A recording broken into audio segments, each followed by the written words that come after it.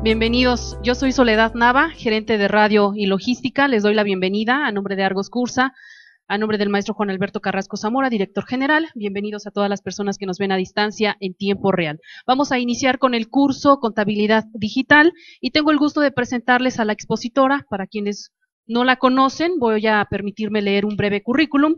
Ella es egresada con mención honorífica por la Universidad Emilio Cárdenas, licenciada en Contaduría Pública con posgrado en Educación, diplomada en Liderazgo Avanzado, catedrática a nivel licenciatura y posgrado en la Universidad Emilio Cárdenas, impartiendo diversas materias de ámbito contable y fiscal 1997-2000.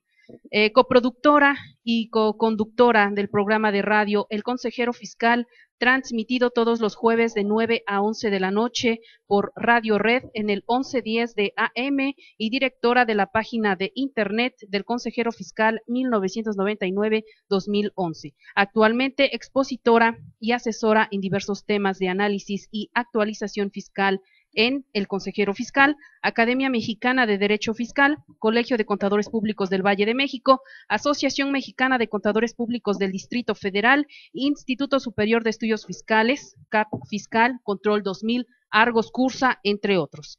Cuenta con más de 200 conferencias impartidas en Tijuana, Hermosillo, Monterrey, Guadalajara, Distrito Federal, Cuernavaca, Veracruz, Puebla, Pachuca, Oaxaca, Chiapas, Campeche, Mérida y Cancún. Invitada especial semanalmente en las cápsulas ICEF en la radio y Visión Fiscal transmitidos por internet en www.argoscursaradio.com, columnista de diversos artículos fiscales para la revista Mundo Ejecutivo y CAP Fiscal, además del periódico El Economista, entre otros. Les pido un fuerte aplauso, por favor, para darle la bienvenida. Licenciada Penélope, muy buenas tardes, bienvenida e iniciemos.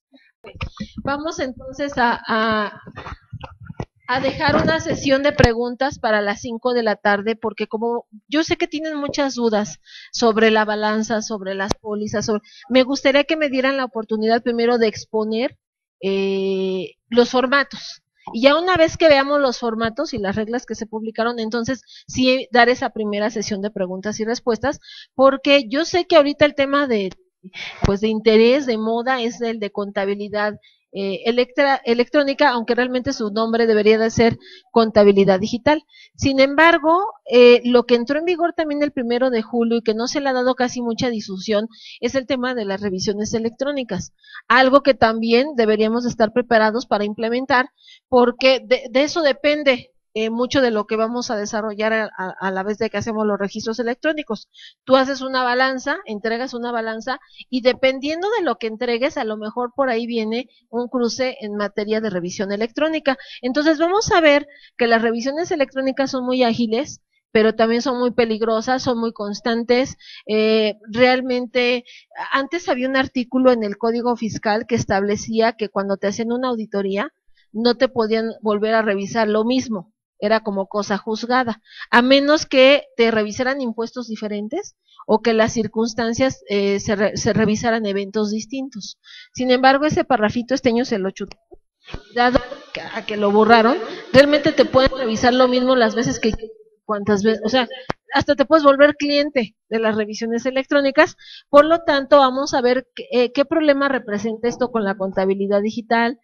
¿Qué va a pasar con personas físicas en materia de su contabilidad? Vamos a ver las opciones, vamos a hablar de mis cuentas, vamos a hablar de un chorro de temas, pero todos en torno a este mundo intangible. Por eso es que muchas de las preguntas que tú me vas a hacer esta tarde van a ser del ámbito esotérico.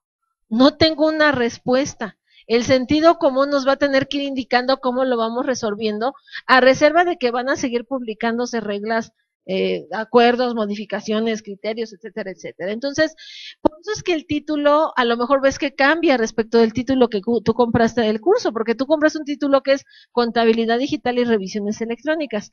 Sin embargo, el título original del curso es Preparándonos para un mundo de revelaciones. Porque da la casualidad que cuando yo estaba preparando este material, pues yo estaba leyendo el libro del Apocalipsis.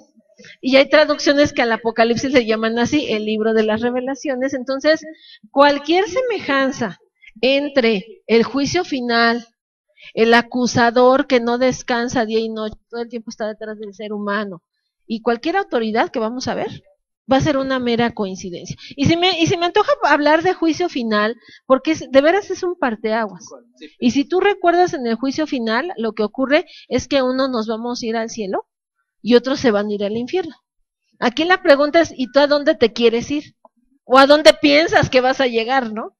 Ahí me tocó un curso con un contador que me dice, pues yo me quisiera ir al cielo, Penny, pero la verdad es que mis amigos van a estar en el infierno, yo creo que mejor me voy a ir al infierno para no sentirme tan solo. No sé, digo, algunos estarán pensando en ese tránsito, y aquí el punto es que si alguno de ustedes quiere irse al cielo, me imagino tu compañera, ¿no? Que te quieres ir al cielo, se ve caras de que te portas bien. ¿Cómo te llamas? Nancy. Nancy se quiere ir al cielo, entonces tenemos que pensar en que si Nancy se quiere ir al cielo, necesita morir. O si no, ¿cómo, verdad? No puede llegar con un cuerpo físico al mundo espiritual. Aquí la pregunta de Nancy es, ¿en qué momento te quieres ir? Porque a lo mejor Nancy dice, bueno, sí me quiero ir al cielo, pero no ahora, ¿verdad? Sin embargo, la idea es transitar con un cuerpo que ya no es físico, en un ámbito que no se puede ver ni tocar, incluso donde no existe ni el tiempo ni el espacio. Aquí el asunto es que entonces los contadores, para poder transitar en ese nuevo mundo, necesitamos de herramientas diferentes. Por eso es que es importante que de entrada empecemos a romper paradigmas y quitarnos pues viejos hábitos, viejas herramientas. Yo le digo dejar de lado al viejo contador para entonces revestirnos de una armadura tipo Robocop que nos va a ayudar a transitar en estos nuevos ámbitos. Y cuando yo digo dejar de lado al viejo contador, es hablar de manera metafórica, quitarnos viejas herramientas. Yo nunca dije quitar a los contadores viejos, para que no se me vayan a sentir algunos. Gracias. Pueden decir, ay, qué gacha, Penny. No, no tiene nada que ver con la edad.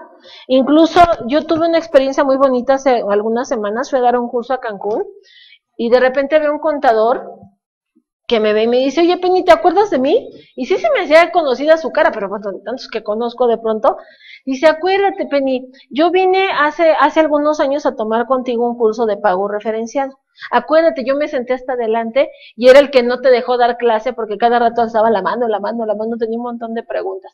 Y sí, es un contador que en aquella época me dio así como mucha ternura su caso, porque puso su despacho en Cancún, tenía 15 años ya de radicar allá, pero con la entrada del pago referenciado, él sentía que se iba a quedar fuera del mercado, porque a él nunca se le dio el tema de la computación.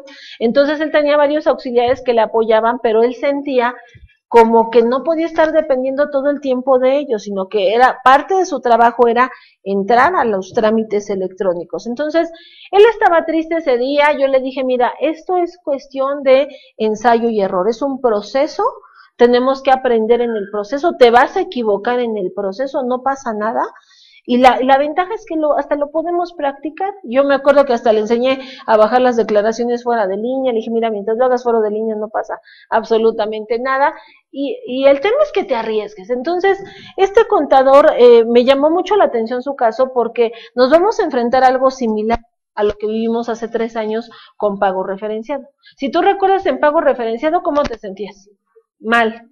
Y muchos pensaban, ay no, qué horror, el pago referenciado, y hay que hacer el pago provisional, y un montón de datos, y hay que capturar información, cuando que en realidad de lo que se trataba era de que el contador volviera a efectuar el cálculo del pago provisional, porque lo habíamos dejado de hacer. Acuérdate, con la mentada hoja de ayuda, varios hasta habíamos agarrado la moda de inventar las declaraciones. Ponle 5, ponle 10, ahí luego la ajustamos, ¿sí? Pero ya con pago referenciado ya no, ya son datos, ya te tiene que amarrar. Entonces, si en este momento el SAT inventara una regla donde dijera, pues el contribuyente, el que quiera puede hacer pago referenciado y el que no, pues puede llenar un formatito en papel, un nuevo 1D1, por ejemplo, ¿tú qué elegirías? ¿Formato en papel o pago referenciado? Pues la mayoría dice, no, pago referenciado, sí, pero, o sea, después de 3 años ya hasta no la sabemos, ya hasta manipulamos el pago referenciado, ya las complementarias que nos duran, entonces tú ya no regresarías a hacer una declaración en papel, y mucho menos en máquina, ¿no? Para irla a presentar a un banco, mucho menos. Entonces, yo siento que algo así va a pasar con contabilidad digital, porque este contador fue precisamente decirme, mira, tenías razón, era cuestión de que no me brincara el proceso, era cuestión de que me arriesgara, y te vengo a decir que estoy listo para entrar a contabilidad digital. Estamos hablando de un contador de 88 años.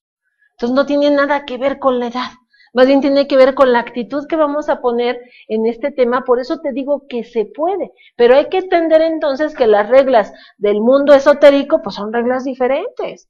Aquí realmente la contabilidad cambió desde el 1 de abril. Desde el momento en que todos ingresamos a hacer un CFDI, ahí cambiaron todos nuestros aspectos de registro. Y todo ocurre en fracciones de segundo, y entonces se genera un CFDI, un proveedor lo timbra, le llega al SAT en cuestiones de segundo, y entonces por eso hablo de un mundo espiritual, porque cuando le llegan a la autoridad copia de todos los comprobantes que haces, de venta, de compra, de nómina, de lo que sea, es como si el SAT estuviera en espíritu contigo en esos momentos. No sé si lo percibes, o a lo mejor a mí me da muchas ñañaras esto, pero a lo mejor cuando estás haciendo la nómina, que el SAT está atrás de ti, como el ángel de la guarda, viendo a quién pagas y cuánto pagas y quién gana más y quién menos, y si le retienes, y como un ángel de la guarda, o diablo de la guarda, no sé, algunos lo perciben diferente. Entonces, por eso es que es tan diferente la forma en la que ahora vamos a registrar las operaciones, y por eso es que hay que tener un cuidado diferente. No hay que brincarse el proceso. Yo sé que varios de ustedes están llegando a este curso en un estado de negación tal, que algunos vienen para que les diga que esto no está sucediendo, o que se va a volver a prorrogar, ¿verdad? Porque ya se prorrogó 2 veces, y otra, tercera, y a lo mejor así nos echamos otro año, ¿no? Como quiera. No es así. Esto es algo que la inercia ya nos llevaba a entender que la contabilidad tenía que evolucionar también. Esta regla que yo les estoy poniendo en pantalla es una regla que data de 2005. No te estoy poniendo el número porque no te quiero confundir, pero si tú la lees, parece que estás leyendo una regla actual. Y es que en 2005 es cuando se implementa como a manera de opción la emisión de un comprobante digital. Si tú recuerdas, eran puras reglas misceláneas las que el fundamento para hacer comprobantes digitales. Eran bien poquitas las empresas que optaron en aquel momento para entrar a este esquema, y si tú recuerdas, dentro de las reglas, una era que el sistema de contabilidad tenía que ser electrónico y tenía que estar conectado al sistema de facturación, para que automáticamente se generara no solamente la factura, sino el registro contable. Aquí el truco es que el sistema electrónico de la contabilidad tenía que estar conectado para tener validaciones que impidieran al momento de generarse una factura, que la factura se fuera con un folio no aprobado, o que se brincara un folio, o que el certificado no estuviera vigente. Por eso es que era necesario vinculados, y la idea era generar un comprobante digital validado y registrado contablemente. Entonces, en su momento, a esta regla yo la denominé la regla del supercontador. Incluso una cosa curiosa, de las primeras empresas en México en implementar la facturación electrónica fue Grupo Infra. Y el caso de Grupo Infra a mí me llamó mucho la atención, porque ellos no fue tanto como una opción, sino la necesidad los obligó a emitir comprobantes digitales desde 2005. Ellos para 2005 ya tenían un sistema de control de sus productos totalmente digitalizado. ¿Por qué? Porque da la casualidad de que uno de sus principales clientes es el Seguro Social, y el Seguro Social les finca capitales consecutivos si por alguna razón no entregan un tanque de oxígeno a tiempo y el paciente se muere. Entonces imagínate el nivel de control, rutas, entregas, periodo de vida de los tanques, eso lo tienen súper automatizado, y por lo tanto ya el hecho de emitir un comprobante digital para ellos ya era una necesidad, porque ellos ya entregaban, incluso tenían bitácoras electrónicas de todo el camino de sus productos. Entonces el entregar una factura electrónica era como parte de todo un sistema de administración interno que ya para ellos era 100% electrónico. Por eso es que esta regla me hablaba de características que los contadores teníamos que adoptar en el momento en que emitiéramos comprobantes digitales, y por eso le denominé la regla del supercontador. Entonces, este es su ideal a seguir, nada más que sin pancita, por favor. Vamos a volvernos entonces supercontadores informáticos, ¿sí? Porque necesitamos nuevas herramientas. Inmunes, porque no te puedes enfermar. Y sonámbulos. ¿Y por qué sonámbulos? Me dicen, porque la página del SAT nada más funciona en las noches. Entonces, por eso, ya, los que ya me conocen de otros cursos sabemos que tenemos un club de contadores del grupo Crepúsculo, ¿no? Que estamos en las noches, yo ya lo tengo probado, el mejor horario para mandar cualquier aviso, declaración, trámite, lo que quieras por internet, son los domingos a las 11 de la noche. Hasta te tocan folios continuos. Cuando te tocan folios continuos es que tú eres el único loco que está conectado a esa hora, ¿verdad? Mandando. Ayer yo estaba mandando un aviso y fíjense que ya no soy la única loca, ya me tocaron de a dos, ¿no? Entonces, habíamos dos conectados a la misma hora. Entonces, ese es de donde vamos a tener que migrar, pero era parte de la evolución. Y la evolución no solamente le toca al ámbito contable, le va a tocar a varias ramas de tu vida cotidiana. El problema de esta evolución es que al cambiar el esquema de registro contable, pues algunas de las facilidades también se terminan. Desaparece entonces un artículo 29 de reglamento de código que me indicaba que el contribuyente podía utilizar el sistema de registro contable que mejor le conviniera, de acuerdo a las características particulares de su actividad. Entonces, este artículo 29 era el que fundamentaba el por qué algunos contribuyentes utilizaban el sistema manual contable, porque algunos utilizaban una contabilidad simplificada, que es un libro de entradas y salidas, porque otros podíamos combinar el esquema manual con puros papeles de trabajo. Aquí el chiste era identificar, formular, relacionar y comprobar operaciones. Y el mecanismo utilizado pues era libre.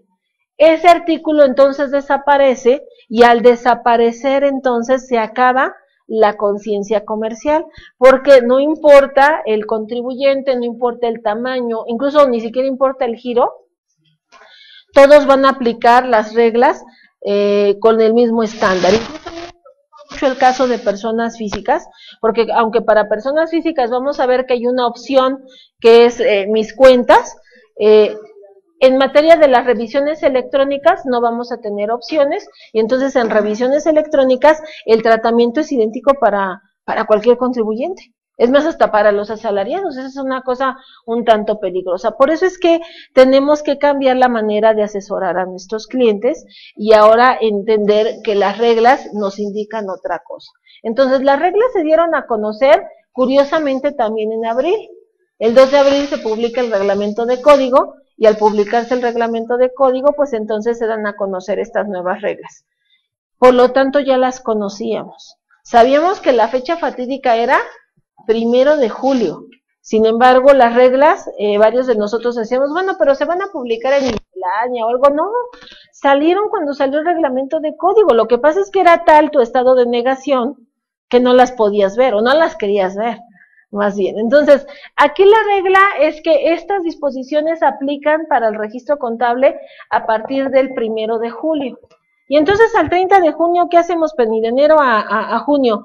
Nada, solamente depurar cuentas, depurar tu balanza, quitar cuentas que ya no van, ajustar saldos, quitar saldos negativos de la balanza, si es que aparecen saldos negativos, y te arrancas con esa balanza al 30 de junio como saldos iniciales de julio. A lo mejor ese es el pretexto para que cambies tu sistema de registro contable y entonces esa balanza a junio es tu póliza de saldos iniciales a julio y a partir de julio es como entrar a una nueva era. Pero es importante entonces que nos quitemos el miedo a los medios electrónicos y que entendamos que es un mundo distinto y que es un mundo donde las reglas nada más cambian, pero al final la técnica contable esa no va a cambiar obviamente, aunque yo no sé qué pasaría si en este momento se apareciera Luca de Pacholi y viera lo que hicieron con su partida doble. Digo, a lo mejor protestaba o se volvería a morir del susto, ¿no? Pero la idea es que la técnica en origen no cambió. Hace poquito, precisamente con el tema del ajuste a junio, el día 30 de junio yo estaba con un contador.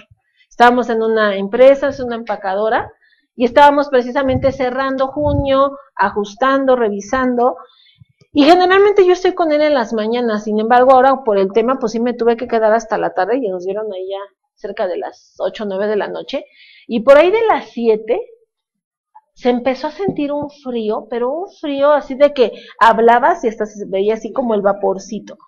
Entonces agarré y le digo, oye Francisco, ya págale tu aire acondicionado, en serio, ya reprobé el examen de pingüino ya, porque me empecé a poner mi chamarra y todo, y se sintió un frío, y me dijo, ay Penny, es que me da mucha pena, pero no tengo aire acondicionado. Ah, ¿no? Es que yo siento mucho frío. Dice, Penny, estás en la oficina de un contador, antes de que tengo cafetera. Digo, bueno, pues entonces, ¿por qué se siente tanto frío? Porque yo cuando llegué estaba haciendo calor, aparte de su oficina le da el sol y todo eso, ¿no? No tenía por qué estar fría. Y me dice, mira, lo que pasa es que yo no te quería espantar, pero aquí hay una presencia. Dije, ¿cómo crees? Dice, sí, mira, si te asomas por el ventanal, vas a ver que está el pasillo con el circuito cerrado y vas a notar que esta hora como que se prenden y se apagan las pantallas, como que se les mete la interferencia. Dice, yo la verdad, porque incluso, dice, si vas a notar que de repente yo me quedo viendo las pantallas. Lo que pasa es que hay gente que dice que ha visto una niña y que ven que precisamente en mi oficina entra una niña como que se pone a jugar y luego como que se sale. Entonces, pues yo me le quedo viendo a ver si la veo. Le digo, ¿nunca la has visto? Dice, no. En todo el tiempo que llevo aquí trabajando nunca la he visto. Hay gente que sí, incluso desde cuando construyeron hace 20 años esta zona de la empacadora, los albañiles decían que se aparecía una niña y que jugaba y que les preguntaba cosas. Y le pregunté, le digo, oye Francisco, pero no, entonces no te da miedo que aquí se te vaya, porque tú te quedas hasta muy tarde a veces, ¿no? Dice, no, la verdad es que, pues yo nada más es que siento el frío, así como tú, de que veo que las pantallas se mueven, pero honestamente yo sí me quedo viendo porque yo la quiero conocer y yo quiero ver a la niña. Le digo, pero ¿por qué esa necesidad tú de querer ver fantasmas? Y él me decía, pues es que si hace 20 años era una niña, pues ahora ya de ser una señorita, ¿no? Entonces por eso me la quiero topar. Entonces, aquí la cuestión es que le cambies el enfoque a las cosas, y entonces, algo importantísimo es que la contabilidad ahora está conformada por un binomio de dos aspectos que no se van a poder separar, pero que sí se controlan de manera diferente, y entonces resulta que la contabilidad nosotros la estamos denominando como contabilidad digital. Lo primero que me preguntan en los cursos es, oye Penny, ¿pero no es contabilidad electrónica? No. ¿Por qué no es electrónica? Porque la electrónica ya la venías haciendo. Desde que tú utilizas una hoja de Excel para algo, eso se considera un registro electrónico. ¿Y entonces por qué la denominas digital? Porque vamos a ver que el concepto ahora es más integral. Engloba varios aspectos. Incluso estamos hablando que la contabilidad se va a tener que llegar de muchísimas herramientas, no solamente el registro electrónico. Y entonces ahora la contabilidad básicamente tiene dos parámetros para que funcione. Una parte tiene que ver con los documentos que le integran y otra parte tiene que ver con el registro de esos documentos. Entonces, son dos aspectos que son los que van a conformar ahora mi contabilidad. La cuestión es que este binomio lo vamos a ver en todo el proceso que vamos a analizar, y debes de tener siempre en claro que son dos aspectos diferentes para que lo comprendas mejor, porque de la naturaleza de uno va a depender el registro en la otra área. De tal manera que, por eso es que el reglamento de código ves que está dividido en dos incisos, inciso A e inciso B. El inciso A, entonces, es el que se refiere a los documentos, y este inciso me dice que los documentos que integran mi contabilidad básicamente son registros o asientos contables, catálogo de cuentas, pólizas, los avisos o solicitudes de inscripción al RFC, así como su documentación soporte, todo tipo de declaraciones de cualquier tipo de periodo, anuales, mensuales, bimestrales, trimestrales, incluso hasta las declaraciones informativas, todo lo que tenga que ver con estados de cuenta, conciliaciones, estados de cualquier naturaleza, de bancos, de inversiones, de tarjetas, de monederos electrónicos, sobre todo ahora con el tema de vales a través de las partes sociales, el crédito, las acciones, toda la documentación relacionada con la contratación de personas físicas que nos prestan un servicio personal subordinado, así como la información relativa a su inscripción, sus movimientos afiliatorios en materia de seguridad social, el pago de aportaciones. Y bueno, también toda la documentación relativa al pago de aportaciones en materia de seguridad social, la documentación que tiene que ver con comercio exterior, la documentación que tiene que ver con sistemas de control y verificación internos, y dice, y las demás declaraciones a que estén obligados en términos de las disposiciones fiscales los contribuyentes, entendiendo aquí que se refiere a los impuestos locales, dependiendo del estado de la República, por ejemplo, el impuesto sobre erogaciones. Entonces, nosotros lo que tenemos que revisar es que aquí vamos a tener, de acuerdo a este inventario, que ver qué documentos tienen que ver con operaciones a partir del 1 de julio, que tenemos que registrar en contabilidad y cómo están esos documentos. Porque si el documento ya es digital, como el caso, por ejemplo, de los acuses de las declaraciones, los avisos al Seguro Social, ya son acuses electrónicos. Entonces, si el documento es electrónico, pues nada más estamos hablando de almacenarlo ya, electrónico o digital, ¿no? Pero va a haber algunos documentos que sigan estando en papel, de acuerdo a este inventario. Entonces, los documentos que tengan que ver con registros contables a partir de julio de 2014, que todavía están en papel, el primer paso entonces consistiría en digitalizarlos. Entonces, aquí es un trabajo que no va a terminar, no es tampoco para mañana, pero tenemos entonces que empezar a revisar de nuestro inventario de documentos qué tanto todavía hay en papel para comenzar a digitalizarlo. Yo no sé, por ejemplo, el día de hoy, cómo a lo mejor algunos el día de hoy pagaron el curso y a lo mejor pagaste el curso con un cheque. Bueno, si pagaste con un cheque el curso, tenías que haber digitalizado el cheque antes de haberlo entregado.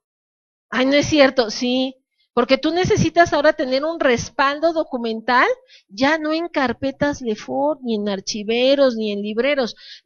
Eso que tienes en carpetas, ahora hay que guardarlo, pero en carpetas de tu computadora, en archivos digitales, porque así es como se le van a presentar a la autoridad. Y yo creo que nos va a quedar claro en la segunda parte de este curso. Pero bueno, para no dejarte en ascuas, vamos a poner un ejemplo con la nómina. Imagínate que estás elaborando tu nómina. Y ya te dije que el SAT es como tu ángel de la guarda. Y está viendo que en la nómina hay una prestación que según tú es exenta. Pero dice el SAT, para mí que eso no es exento. ¿Tú crees que te va a pedir la nómina para revisarla? Pues claro que no, porque ya la está viendo. Entonces, ¿qué te va a pedir para cotejar esos datos de la nómina? Pues a lo mejor el aviso de inscripción del trabajador, a lo mejor el contrato de los trabajadores, y esos documentos, si llegaran a estar en papel para poder exhibirlos, tendríamos que convertirlos a un archivo digital. Por eso aquí es donde comienza nuestro procedimiento, empezar a detectar qué tanto hay en papel para entonces comenzar este proceso de digitalización. Y como te comentaba, esto es un proceso que va a ser constante mientras sigamos utilizando referencias en documentos físicos, y no solamente es una constante en materia fiscal, lo vas a ver en varios ámbitos de tu vida. ¿Por qué? Porque el año pasado la Suprema Corte de Justicia firmó un acuerdo, precisamente fue en agosto, se llamó el Acuerdo Firel. Y ese acuerdo de lo que se trata es de que el Poder Judicial ya reconoce el uso de documentos electrónicos, de los medios electrónicos como comunicación, y lo más importante, reconoce a la firma electrónica como elemento de identificación de un ciudadano. Por lo tanto, vamos a ver que no solamente para aspectos fiscales, sino para muchos trámites, vamos a ver cómo, pues de alguna manera todos emigramos al uso de documentos electrónicos. Y para cosas tan cotidianas en tu vida como a lo mejor un trámite común y corriente. Es más, a lo mejor me voy a pasar. A ver, compañera, tú, la que vienes de color menta, ¿cómo te llamas? Mariana. ¿Se puede saber, eres soltera o casada? casada. A ver, acá necesito una compañera soltera. A ver, allá, a ver tú, compañera, ¿cómo te llamas? Ingrid. Ok, y fíjate, tú te ves más estresada que la compañera. Ella se ve tan tranquila. ¿Cuántos años llevas de casada? Ah, con razón. No, sí, no. El relajo comienza después del séptimo año. Sí, no. Entonces, a ver, acá con Ingrid, ¿por qué necesita alguien soltero? Porque Ingrid, en un futuro, me imagino, a lo mejor se casa. Y digo a lo mejor porque ya en estas épocas, como que ya los hombres ya no se quieren comprometer. Hay que obligarlos, ¿no? Más bien. O demandarlos. Pero bueno, en el caso de Ingrid, cuando ella llegue ese momento y se decida casarse, pues va a tener una ceremonia, va a estar ante un juez, pero ella ya no va a llegar ante el juez y va a firmar un acta de matrimonio. Ay, más solecito también ahí a ella le va a pasar. Ya no vas a firmar un acta de matrimonio tú tampoco. Lo que va a pasar con ustedes dos es que cuando se casen van a estar frente a un juez, pero van a llevar una memoria USB con su firma electrónica y así se van a identificar. Literalmente se van a enchufar, ¿no? Literal. Y entonces lo que va a pasar es que ya no le van a dar a Ingrid un acta de matrimonio, le van a dar un acuse con cadena original, no te espantes, es cadena del documento, cadena original y sello digital. Es más, no sabemos, ¿no? De repente los novios, a algunos no se les da el tema esto de las ceremonias, entonces, si a lo mejor es miedoso y no quiere ir, a lo mejor ni hace falta que vaya, por internet se puede conectar y firmar precisamente el documento. Eso es lo que vamos a ver en un futuro. Y entonces, por eso es que para muchos ámbitos vamos a utilizar documentos de esta naturaleza. Por lo tanto, hay una ley, que es la ley de firma electrónica avanzada, que es la que regula cómo funcionan estos documentos. Y el artículo 15 de esta ley lo que me indica es que las dependencias y entidades, así como los sujetos obligados, deben de conservar en medios electrónicos los mensajes de datos y los documentos electrónicos firmados precisamente con firma electrónica avanzada durante los plazos previstos de conservación de acuerdo a cada ordenamiento. Dependiendo de la naturaleza del trámite o dependiendo de la naturaleza del dato, pues vamos a ver entonces que hay que conservar esta clase de documentos. Y bueno, aquí lo que prevalecería sería el Código de Comercio. El Código de Comercio entonces establece que los comerciantes están obligados a conservar por un plazo mínimo de 10 años todos aquellos originales de cartas, telegramas, mensajes de datos o cualquier otro documento donde se consignen contratos, convenios o compromisos que den nacimiento a derechos y obligaciones en materia mercantil. Entonces, este es un fenómeno interesante porque aquí no nada más se refiere a las facturas, que es el aspecto como principal, sino te habla del expediente del cliente o del proveedor en su caso, el expediente comercial, y yo creo que si lo analizas más adelante vas a encontrar por qué es útil. Muchos de ustedes no solamente vienen en un estado de negación alto, sino algunos vienen en un estado de frustración también alto. ¿Por qué? Porque te das cuenta que tú no tienes el control de estas cosas, por eso es que nos dan miedo las cosas intangibles, porque tú no lo puedes controlar. Imagínate, te voy a poner un escenario, que tú cumples con todo. Es más, sales una chucha cuerera para esto de las pólizas electrónicas, las balanzas, las declaraciones, cumples con todo lo que te toca hacer. Pero un día entras a la página del SAT un jueves y en la lista negra de los jueves ves a tu principal proveedor ahí en la lista negra. No, pues ya valió.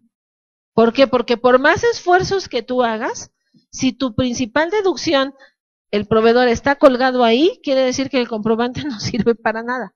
En estricto sentido no es deducible. ¿Y qué hacemos, Penny? Bueno, lo podemos aclarar, pero obviamente no es suficiente con que tú muestres la factura. Tendrías que mostrar otra clase de documentos que acreditan o que el bien sí se entregó o que el servicio sí se prestó. Por eso es interesante conservar en medios electrónicos el expediente comercial.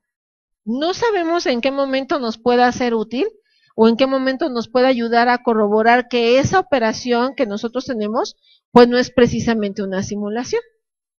Entonces, lo que aquí dice es que nos da un plazo mínimo de 10 años porque algo que vamos a ver es que en materia fiscal sabemos que la caducidad es de 5 años. Sin embargo, esta caducidad se puede extender a 10 cuando el contribuyente no tiene RFC o no presenta declaraciones o no lleva contabilidad. El hecho de que la contabilidad tú no la lleves con las reglas que vamos a ver a continuación es el equivalente a que no tengas contabilidad. Y entonces ese es el pretexto a lo mejor para que tu caducidad se extienda de 5 a 10 años. Por eso este plazo no se me hace así como tan descabellado. Ahora, este artículo 49 de Código de Comercio me dice que cuando los documentos son digitales o electrónicos, se debe de aplicar una norma oficial mexicana. Lo que nos indica esta norma oficial mexicana es que el documento electrónico ya de por sí trae un certificado digital que le da validez. Sin embargo, nosotros como seres humanos no somos capaces de entender un archivo electrónico. Es más, aunque vemos una representación impresa con el sello digital, tampoco somos capaces de identificar si ese sello es válido o no, o si corresponde al firmante o no, porque son puros números y letras y símbolos. Entonces, es importante que cuando estos documentos electrónicos se almacenen, más que el almacenamiento físico, que se entiende que el comerciante debe de archivarlos, se trata más bien de generar constancias, las cuales, aunadas al documento original, permiten acreditar que dicho documento se ha mantenido íntegro e inalterado. Entonces, cuando manejas documentos electrónicos, lo que se solicita es que en un momento tú tengas una constancia emitida por una autoridad certificada o certificadora que avale que el documento electrónico, electrónicamente hablando, sea legítimo, sea bueno. Y esta norma oficial entonces a lo que nos obliga es que cuando generamos archivos electrónicos los mandemos por internet a una autoridad certificadora que va a validar el documento, debe emitir una constancia y tú lo que vas a almacenar son los dos, el archivo y la constancia de que el documento es válido. Este esquema entonces, así como lo ves, es el esquema de un CFDI. El PAC es una autoridad certificadora. Entonces, lo que ocurre con las facturas es que las facturas viajan al PAC, el PAC las valida, una vez que las valida, te emite un timbre, y ese timbre es la constancia de certificación, por lo tanto, a ti te regresan una factura con la constancia integrada. Por lo tanto, en estos casos, y refiriéndome específicamente a un CFDI, ¿qué tendríamos que hacer en materia de almacenamiento? Pues solamente almacenarlos. ¿Por qué? Porque el CFDI ya incluye la constancia integrada dentro del cuerpo. Por eso es que lo que se quedó no fue el CFD, sino el CFDI, porque ese ya cumplía con el estándar de la norma oficial mexicana. Y entonces, bueno, eso sería para los CFDIs y para los archivos electrónicos, pero entonces para los documentos que siguen estando en papel, tengo un artículo 16 en la Ley de Firma Electrónica Avanzada que me establece que estos documentos en papel tienen que migrar a una forma digital. Por eso hablamos de digitalización y para emigrar a una forma digital, a una imagen a través de un archivo, de lo que se trata entonces es de hacer que esta migración o la haga un servidor público o sea supervisada por un servidor público. Sin embargo, en estos aspectos, cuando se hace a través de un servidor, tiene un costo. Ya investigué el costo y el precio en el Distrito Federal es de 8 pesos por página. Entonces, imagínate, ¿no? No, pues entre la escritura constitutiva y los poderes ya te va a salir en una lana esto. Y como esto va a ser como un común denominador para muchos trámites, por eso es que este artículo 16 avala que la migración se haga también por parte del particular. O sea, el particular interesado también puede él solito digitalizar sus documentos en papel, pero aquí dice que debe de manifestar bajo protesta de decir verdad que el documento electrónico es copia íntegra e inalterada del documento impreso. Entonces, lo que vamos a hacer con todos esos documentos que están en papel es que los vamos a digitalizar. ¿Yo qué te recomiendo? Aunque nos tardemos un poquito más. Hagan de cuenta que este es el contrato, ¿sí? Vamos a digitalizar un contrato y un contrato consta de varias páginas, la 1, la 2, etcétera. Esta leyendita debería de aparecer en los archivos que estamos digitalizando. Por eso te digo, aunque te tardes un poquito más. ¿Por qué se los recomiendo? Porque vamos a observar que esta clase de documentos se van a exhibir como mecanismo de prueba. Entonces, para la autoridad ya ven cómo se las gasta el SAT. Imagínate que tú le enseñas un archivo en papel digitalizado y nada más por el ansia de molestar te dice, pues para mí que el documento es falso. Y sí, lo desecha. Si tú le pones esa leyendita, no le das chance. Porque si la autoridad duda de la validez del documento, te tendría que mandar un requerimiento para exigirte que le muestres el original, lo cotejan y entonces decida si es válido o no. Por lo tanto, esa leyendita que viene en el artículo 16, yo te recomiendo poner la leyendita en un pedacito de papel, lo imprimes, lo recortas y así como está cortado, tú se lo incorporas, ya sea abajo o arriba, donde le quepa, ¿no? Al documento, cuando es un documento de varias páginas, no tiene que ser en cada página, puede ser al inicio o al final del documento, entonces le incorporas esta leyendita, este papelito, para que cuando saques la imagen, salga la imagen con el papelito incorporado. Y entonces le vamos agregando la leyendita a los documentos para que entonces esos archivos, cuando se soliciten, se muestren, pero con la leyenda de que es copia íntegra del documento impreso.